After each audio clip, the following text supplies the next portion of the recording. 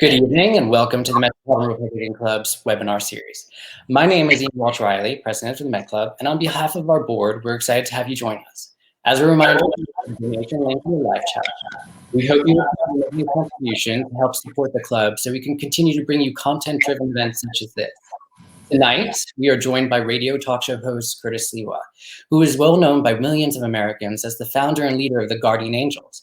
In 1979, New York City was the crime capital of the United States. Curtis grew tired of the subway threats, street fights, and fearful nights.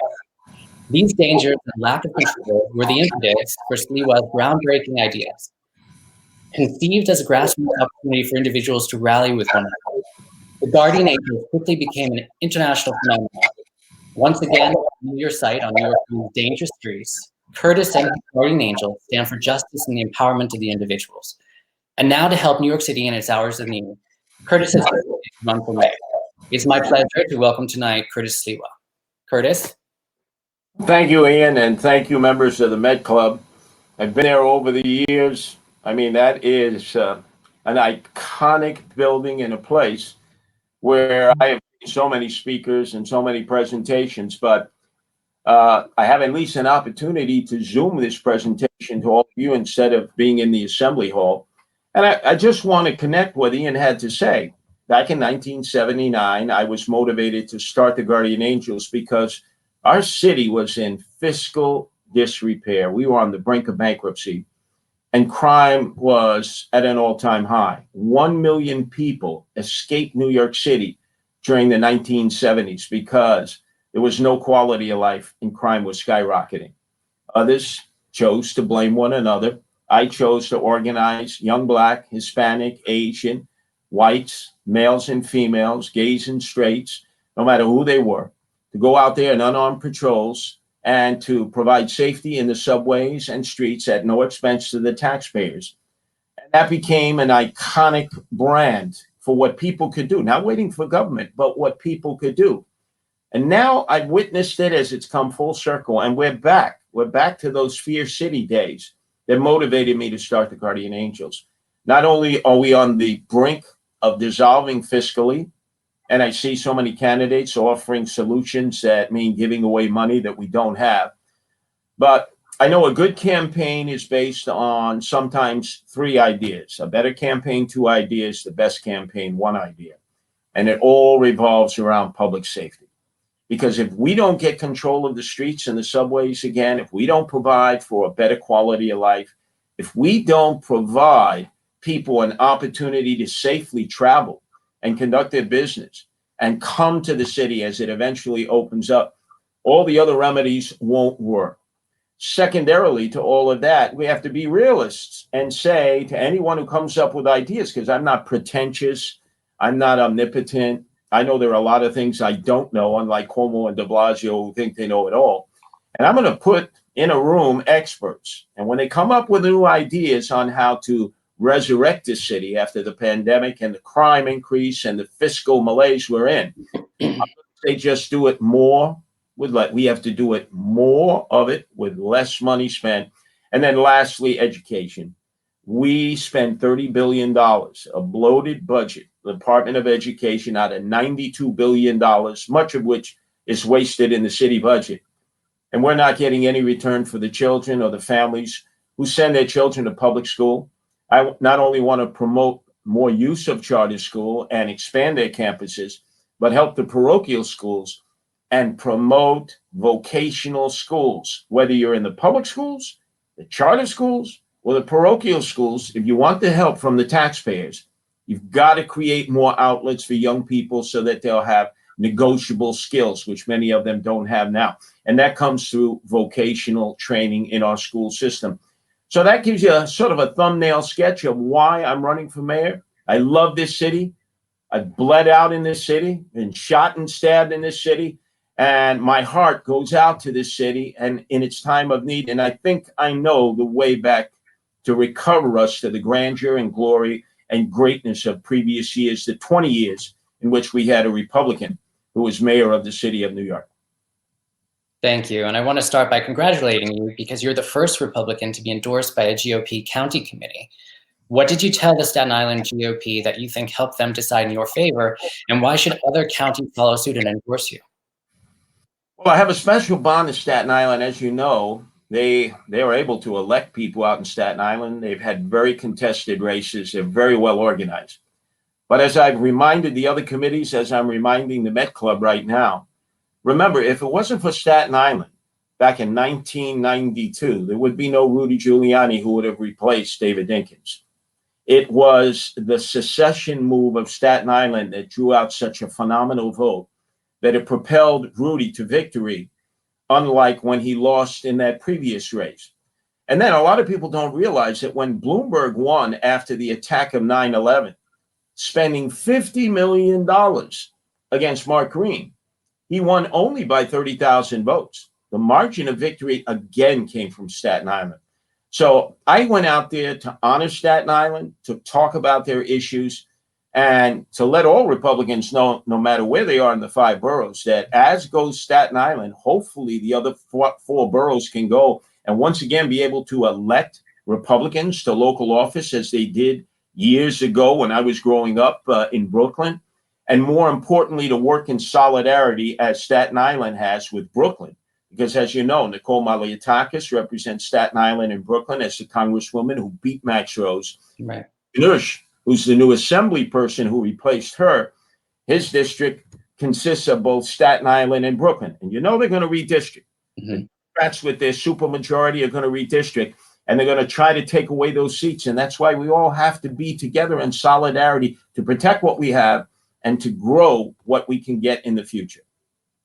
So on that theme, what are some of the key initiatives that you have that you're running on, and how will they translate into your top priorities as mayor? Well, top priority, bar none, is we've got to go out there and we've got to pump up the morale of the police. I've never seen the police with such poor morale. And I know a lot of police officers, some guardian angels who have gone on to become police officers. They're taking early retirement. They're transferring to other venues. They used to be very proactive. Now they're very reactive. That's all because of the orders from the mayor, de Blasio, who has rendered them impotent. And so what I'm going to do initially at no cost is just visit every one of the precinct houses so that when the men and women of the department shape up for assignment, I'm going to be speaking to them, patting them on the back, letting them know, I got your back. But if you break the rules, if you cross the line, I am not going to adhere to this blue wall of silence. I'll make you an example, because there have been some instances where the cops have overstepped their authority. And unfortunately, sometimes their fraternity and sorority protects them when in fact they have to be vetted out. So I think the men and women of the department will welcome a visit from the mayor. When is the last time you saw a mayor visit any police precinct, Right. any restaurant, any retail establishment? You know, where the mayor goes, the cameras and the reporters follow.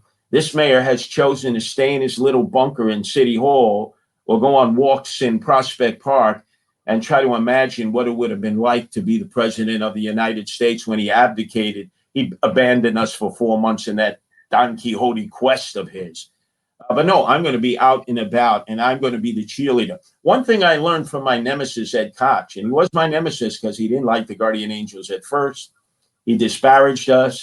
He made it very difficult for us to operate. But all in that period, I remember, because he was under fiscal constraint, he had to answer to the Financial Control Board because of the situation that put us so near bankruptcy.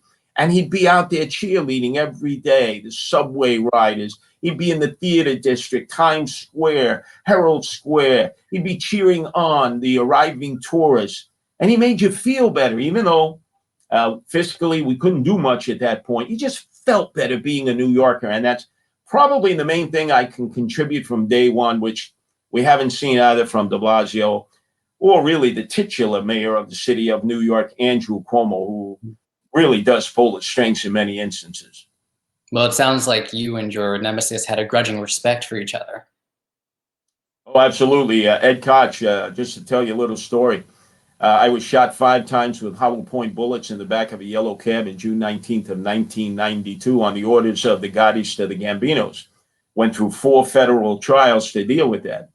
But after being revived at Bellevue. I was in the intensive care unit, ICU, and I had tubes in every orifice of my body to keep me alive because the toxins would have killed me alone.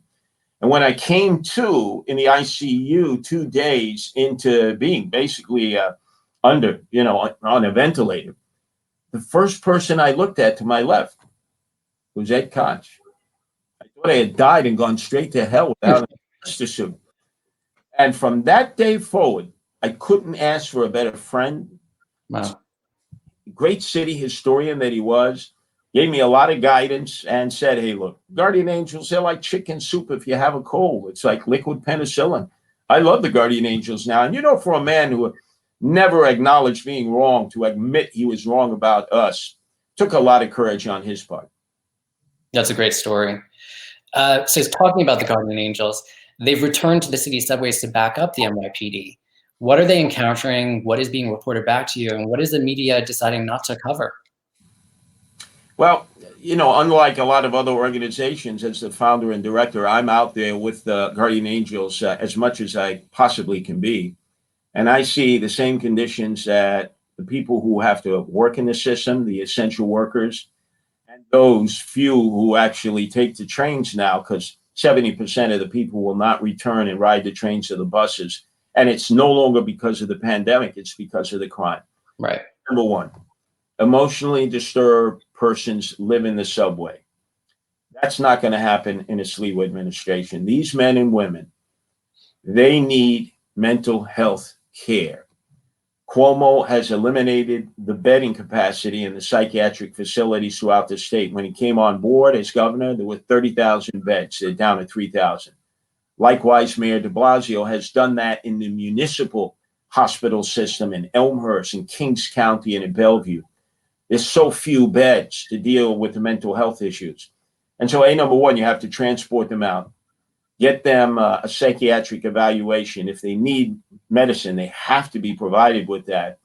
And there can't be any longer this desire to send them back to their homes, wherever their families are, because they're not trained to deal with these kinds of individuals who at any moment can have a psychotic episode. We deal with them all the time. The suggestion has been made that maybe police officers that have mental health experts patrol with them when they're dealing with emotionally disturbed persons. I don't have a problem with that. Look, the fire department has the EMTs, right? They run ambulances too. If they're at a situation and it requires medical care for someone who's physically ill, they'll call the EMT that's part of the fire department. No problem having mental health care experts that can respond to an EDP situation along with the police. The police should always be there because sometimes things can go awry. Number two, you have the incredible number of homeless people.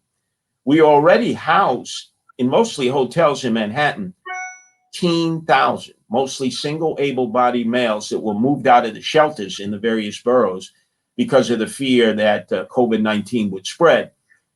It's not going to be easy to get them out of those hotels, I can only say, because legal aid and others are going to declare that they have tenants' rights, and it may require a lot of maneuvering in court in order to get them back to their shelters. But with all the space that we have allocated at great expense, why are there still homeless people in the subways? Right. Riding on the trains? They have to be removed and they have to be given proper housing. And then lastly, criminals are everywhere in the system. Pervs who are preying on women, and just teenage thugs who oftentimes are not only attacking people almost in a Clockwork Orange style fashion, but robbing people. Crime is actually up, even though ridership is down. The transit police, up until recently, have been pretty invisible. They have a surge now. They're doing a lot better. But that has to exist all the time. Good manning levels of 4,000 transit police, that's where they should always be. And that requires dealing with the $1 billion that the city council and de Blasio took out of the budget. We have to figure out a way to restore that in those specialized units, street crime unit, homeless unit, and the parade and demonstration unit that many of the local officials have either just obliterated and reassigned the personnel or are attempting to weaken and dispatch into other parts of the boroughs. So do you think that the movement to defund the police has directly led to us in the increased crime here in New York City beyond the pandemic? Well, no doubt that the desire and the success of defunding the police have emboldened, especially the Democrat Socialists of America, who intend on taking over the city council since all the seats are up for either first-time election because of term limits or re-election. That is their intention. And naturally, the one issue that a mayor has no impact on, but he can lobby, the no bail issue. The no bail issue has contributed to this mightily. We see men and women who continuously commit violent crimes, who get arrested. They're given what we call a disappearance ticket, a desk appearance ticket, only to be arrested again, recycled through the arraignment process, much of it done on Zoom, not even in person. And they're never called to task. They're never being given a trial with maybe an outcome that would send them either for less than a year, which would require going to Rikers Island to do that time, or if it's more than a year, to one of the upstate correctional facilities.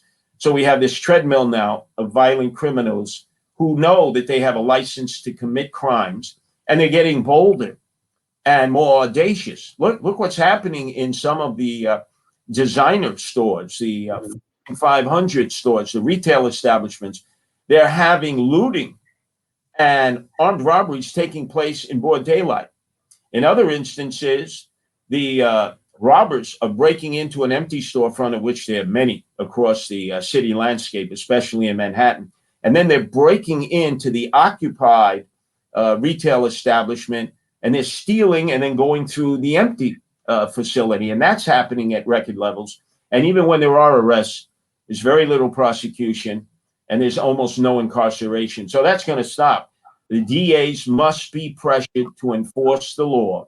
And I will lobby in Albany to amend and reform a no bail law that we should have mirrored after New Jersey.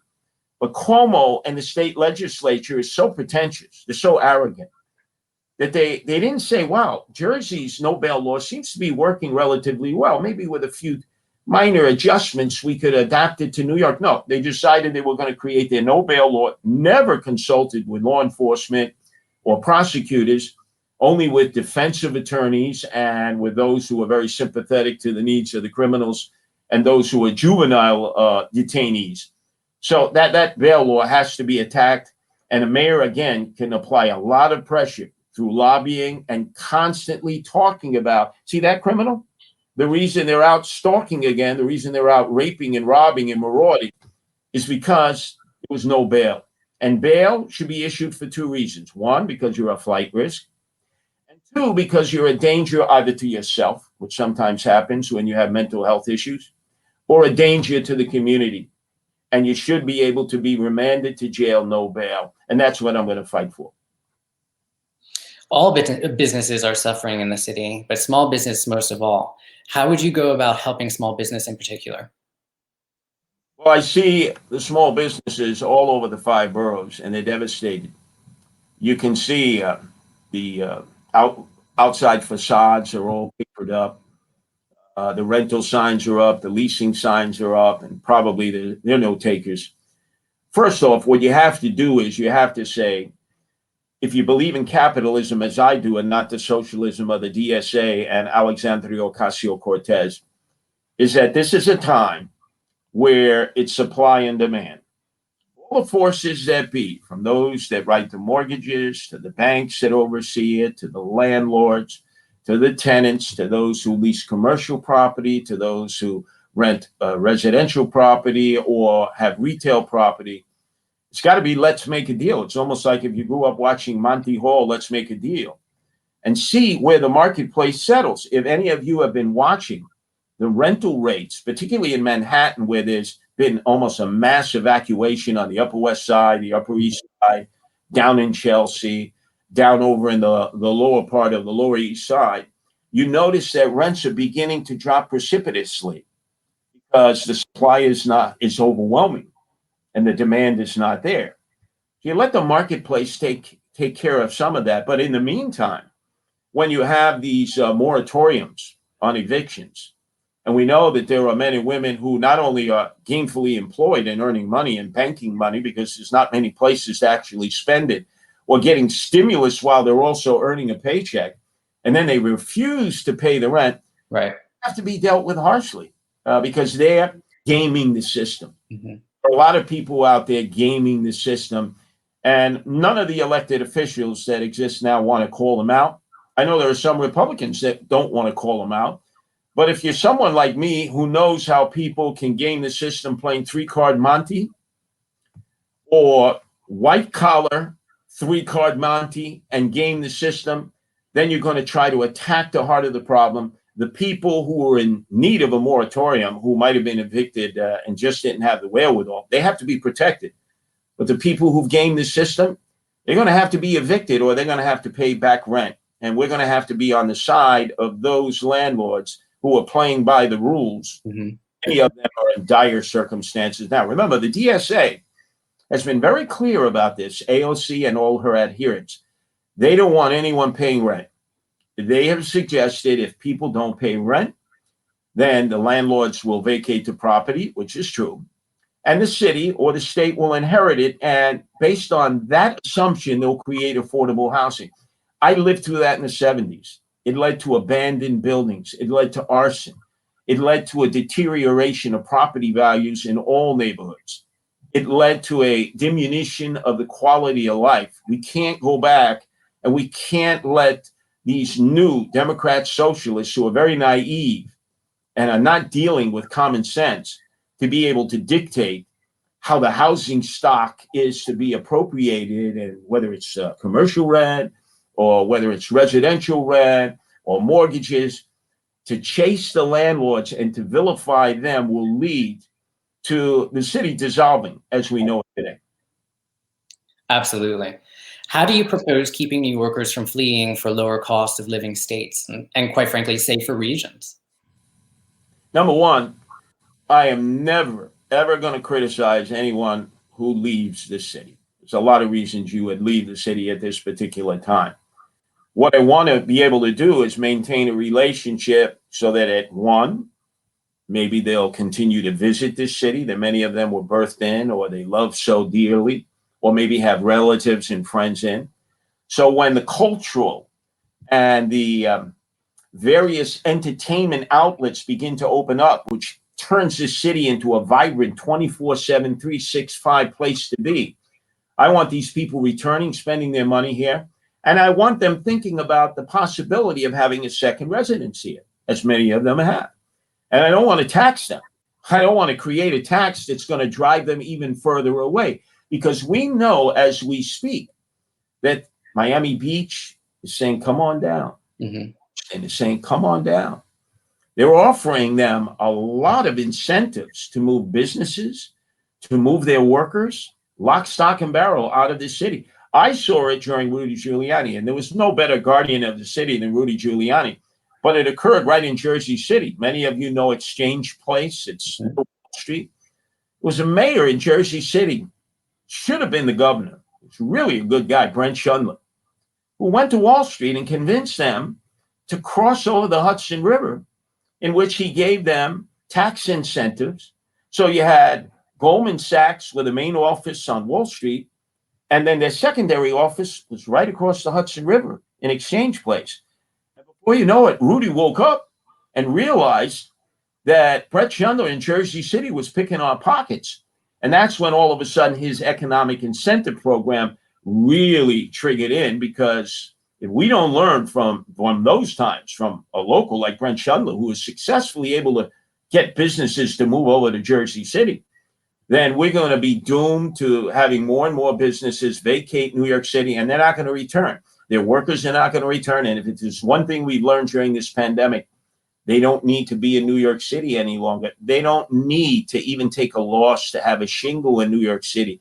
They can do business in this global economy without ever being in New York City, visiting New York City, or even having an address in New York City. That's the reality we have to live with, accept, and work with. Switching to education, this week, public middle school students are set to resume some form of in-person learning. How do you think the DOE has dealt with the challenges of the pandemic? Well, yeah, I'm going to take my beret off now because it's not a public safety issue. I'm a father. I have 3 sons, all of whom go to public schools. There's Anthony, who goes to high school.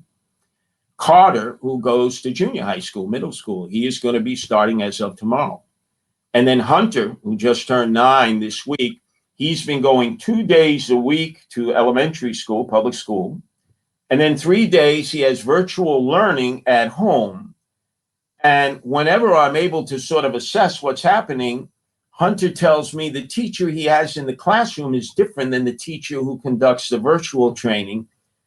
He's experiencing vertigo, but constantly having to, go back and forth, wonder who's going to be in charge of the curriculum that day. My older children, well, I don't know if you've ever heard the term redshirted.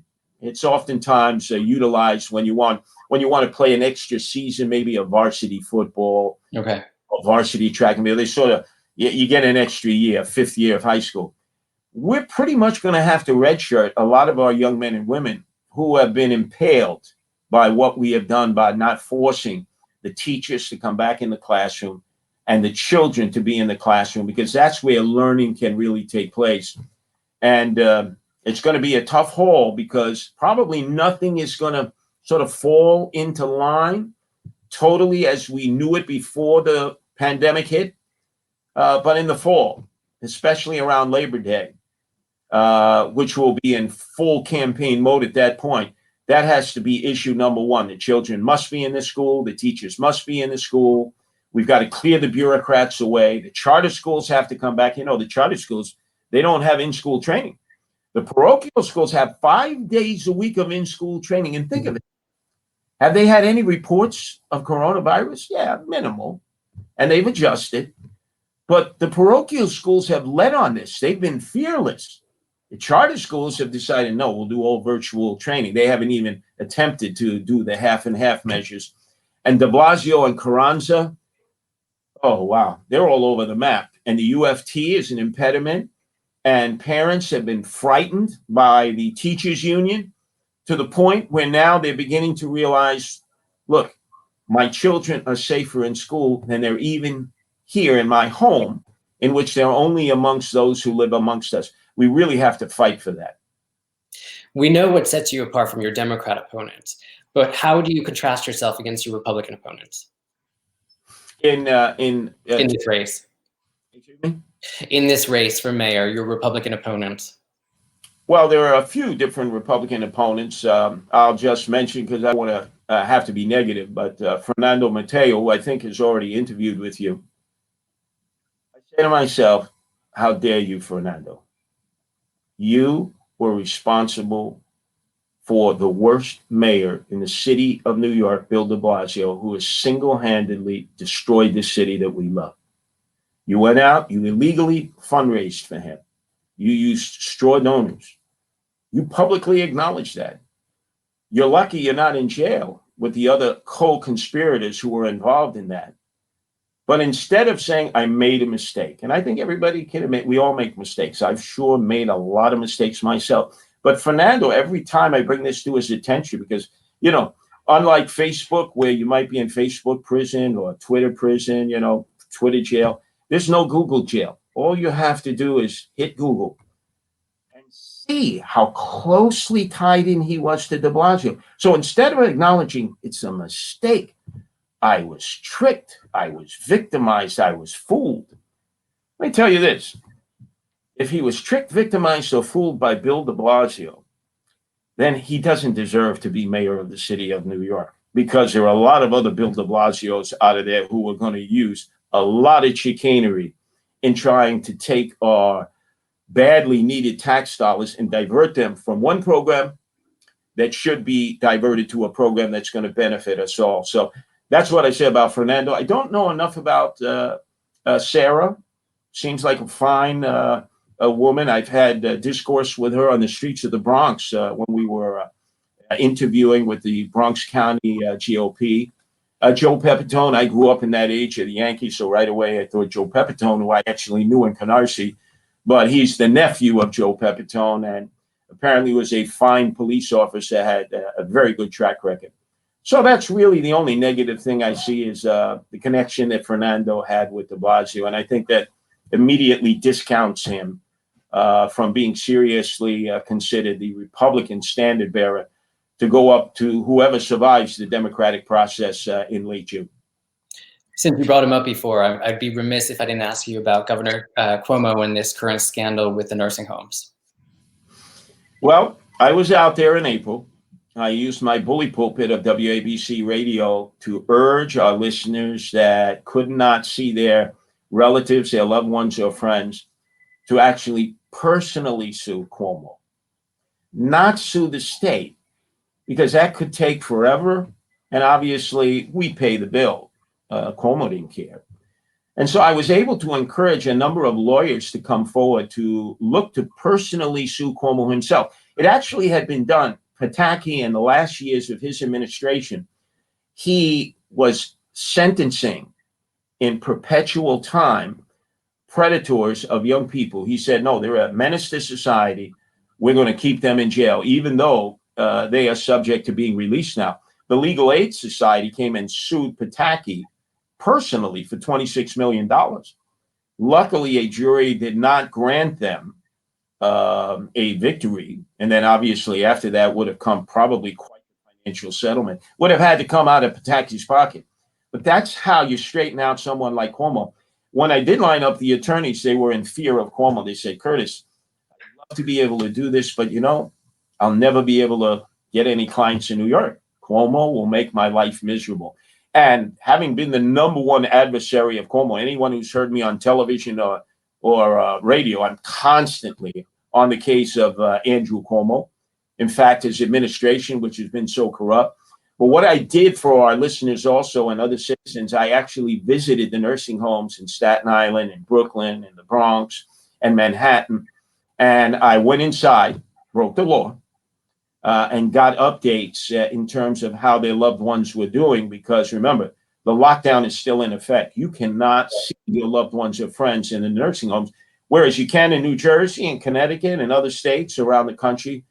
But Cuomo, he's a totalitarian dictator, and everything that's happening to him now, it's karma. And hopefully, out of this, we can develop recall. I've always advocated for recall, that 38 other states, Jersey nearby, California, that will recall even their governors. We don't even have any form of recall on the books to recall any elected official. We're now having to hope that maybe there'll be federal charges, criminal charges applied against Cuomo. And we have to hope for an impeachment process that rarely, if ever, has been used in the state legislature. Recall and term limits. Those would be wonderful for the state of New York. I've been a proponent of term limits. It's sort of like if the president has term limits, no matter who he is, why should anyone else, whether they're at a federal level, a state level, a county level, or a local municipal level, not have term limits? And term limits actually is good for the system. There will be arguments that, no, you see, with term limits, you get the DSA. Well, that's like saying you limit free speech when you're having problems with hate speech. My answer about free speech is more free speech. Don't eliminate any speech. More free speech will cleanse and sanitize the hate speech. But we see what the cancel culture is doing, and we see what everyone else is doing, which is trying to limit the ability of people to express themselves, and in many instances impair anyone who has a conservative point of view, a libertarian point of view, and a Republican point of view from even challenging the Democrats who, at least in our area, are in full control. One final question. Where can we find you, and how can people get involved with your campaign? Well, right now we're constructing a website just to let you know how things evolve. It was last Thursday that I officially filed to run for the mayor of New York City with the City Financial Board, the CFB. And then on Saturday, I got the designation from the Staten Island GOP to be their mayoral candidate. We will have a website that will be up by Monday. But I think if there's one thing that you know about Curtis Sliwa other than the other Republican candidates or even the other Democratic candidates. You can find Curtis Sliwa, whether it's in the subways, whether it's on WABC radio, in so many forms. You know, I have the personal Facebook, I have personal Instagram, personal networking sites. It's no difficult factor in finding Curtis Sliwa. I live right on West 87th Street between Central Park West and Columbus Avenue. And most times, right, I'm in my red beret. But when I'm mayor, I realize I'm going to have to retire this red beret because that'll only come out when I ride the trains. And this is one mayor who is going to be riding the trains all the time, not some of the time. So if you go to Facebook, New Yorkers for Curtis Sliwa, that's been set up temporarily. And you certainly can stay in the loop, but we should be fully turbocharged by Monday because we're going to win this primary, and then I'm going to go on and take on the Democrat. And if there's one thing you know about Curtis Sliwa, I'm always up for the fight. I'm going to take it to the Democrats every step of the way, in every neighborhood, in every project, in every tenement, amongst every group: white, blacks, Hispanic, Asians, gays, straights, you name it. We're going to be there, and especially for the hipsters and millennials, many of them who haven't opted to be either Republicans or Democrats, so many of them registered as independents, or what the Board of Elections pejoratively refers to them as blanks. Mm-hmm. We're going to welcome them because we're going to need as many votes as we can get. With an 8-to-1 differential citywide, we've got to get the moderate Democrats who are upset with the DSA, who the establishment Democrats, they're not even willing to take on the DSA. And we've got to get all the independents that are out there. You know, at one point, I was an independent. I know what it feels like to be out there when you're called a blank, a person of no consequence. And I'm going to welcome them into the Republican Party, and I'm going to help build a bench.